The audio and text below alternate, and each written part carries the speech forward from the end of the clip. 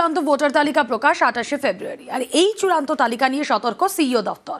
জেলা শাসকদের পাঠানো লিস্ট খতিয়ে দেখবে তারা। সন্তুষ্ট না হলে তালিকা ফেরত পাঠাবে। কমিশনের দাবি, তাদের লক্ষ্য একটাই, নির্ভুল ভোটার তালিকা প্রকাশ করা। আর এই নিয়ে রাজনৈতিক তরজাও তুঙ্গে। এসআইআরের শুনানির কাজ শেষ হয়েছে আগেই, চলছে স্ক্রুটিনি। এর মাঝে নথি আপলোডে একাধিক ভুলভ্রান্তির অভিযোগ উঠেছে, তাই সতর্ক সিইওর দপ্তর। তারা চায় নির্ভুল ভোটার তালিকা, এই কারণে একাধিক পদক্ষেপ করছে।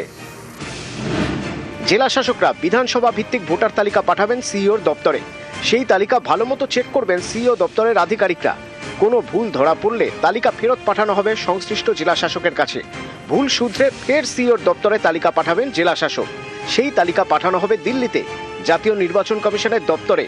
কমিশন চায় একজন বৈধ ভোটারের নামও যেন তালিকা থেকে বাদ না যায় এবং কোনো অবৈধ ভোটারের নাম যেন তালিকায় না থাকে, তার জন্য ছাঁকনিতে জোর।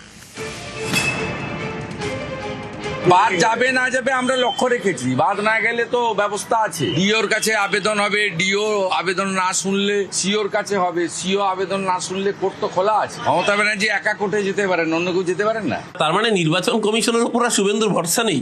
নির্বাচন কমিশনকে দিয়ে যে চুরি করতে চেয়েছিল, সেই চুরিতে তো ধরা পড়ে গেছে। আইডেন্টিফাইড রোহিঙ্গা কজন, সংখ্যাটা শূন্য, এখনো পর্যন্ত নির্বাচন কমিশন জানাতে পারেনি। বরং উল্টে আমরা দেখলাম যারা জেনুইন জীবিত ভোটার তাদেরকে মৃত দেখিয়ে দিয়েছে। তাহলে এই ভুলের জন্য কার দায়িত্ব? এই ভুলের জন্য কি নির্বাচন কমিশনার জ্ঞানেশ কুমার পদত্যাগ করবেন, না মনোজ আগরওয়ালের বিরুদ্ধে শাস্তিমূলক ব্যবস্থা নিতে হবে? এসআইআর এর নথি হিসাবে কখনো সংবাদপত্রের কপি, আবার কখনো বিভিন্ন ছবি আপলোড করে দেওয়া হচ্ছে, যা এসআইআর এর নথির বাইরে। আর তা নিয়েই এবার চূড়ান্ত ভোটার তালিকা তৈরির আগে যথেষ্টই সতর্ক রাজ্যের মুখ্য নির্বাচনী আধিকারিকের দপ্তর। উদ্দেশ্য একটাই, যাতে স্বচ্ছ ও নির্ভুল ভোটার তালিকা তৈরি করা যায়। ক্যামেরায় কুণাল চৌধুরীর সঙ্গে সোমরাজ বন্দ্যোপাধ্যায়, নিউজ 18 বাংলা, কলকাতা। দোলযাত্রার পর রথযাত্রা, বঙ্গে ফের ছুটবে বিজেপির রথ। ভোটের বাংলায় হিন্দুত্বে শান দেওয়ার চেষ্টা।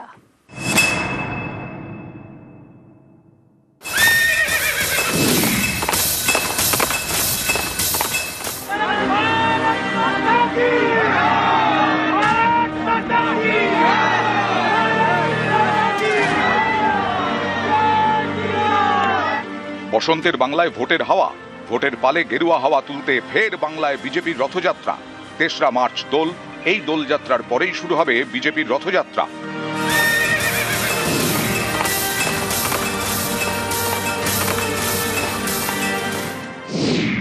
উত্তরবঙ্গ এবং দক্ষিণবঙ্গের জেলায় জেলায় বের হবে বিজেপির রথ।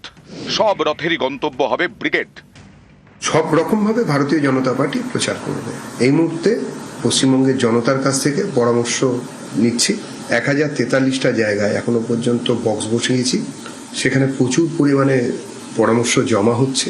নতুন যে রেনেসা আসতে চলেছে বিজেপির সরকারের সময়, যেটা পশ্চিমবঙ্গের জনতার সরকার হবে, সেটা আগে তৈরি করছি।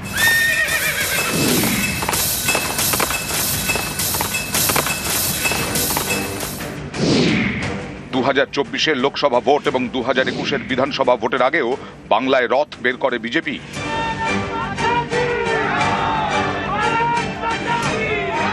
রথযাত্রার সঙ্গে বিজেপির ইতিহাস জড়িয়ে। রাম মন্দির তৈরির লক্ষ্যে 1990-এ রথ বের করেন লালকৃষ্ণ আডবাণী।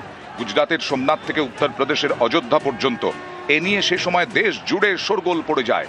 তারপর রাজনীতিতে বহু অদল বদল হয়েছে, কিন্তু বিজেপি রথযাত্রা কৌশল থেকে সরেনি। কারণ পর্যবেক্ষকদের একাংশের মতে এই রথযাত্রা কর্মসূচির মাধ্যমে আজও হিন্দুত্বে শান দেওয়ার চেষ্টা করে পদ্ম শিবির। আমাদের রথযাত্রা বলতে বিজেপির জনসংযোগ যাত্রা বা পরিবর্তন যাত্রা। সেই পরিবর্তন যাত্রার প্রথাগত ঘোষণা উপযুক্ত সময় হবে। 10টি বিভাগ আছে, 9টি বিভাগে 9টি আমাদের সভা হবে। সেখানে আমাদের কেন্দ্রীয় নেতৃত্ব আসবে, নীতিন গাডকারি থেকে শুরু করে অমিত শাহজি থেকে শুরু করে, তারা 9টি সভা করবে। শনিবার বিজেপির সল্টলেক অফিসে কোর কমিটির বৈঠক হয়। সেখানেই সিদ্ধান্ত নেওয়া হয় এই রথযাত্রা নিয়ে। তবে রাজনৈতিক মহলের অনেকেই মনে করছেন, জনসংযোগের মাধ্যমের পাশাপাশি এই রথযাত্রা বা রথ বের করার মাধ্যমে ধর্মীয় মেরুকরণের রাজনীতিতেই শান দিতে চাইছে বিজেপি। ক্যামেরা দীপঙ্করের সঙ্গে সুস্মিতা, নিউজ 18 বাংলা, কলকাতা।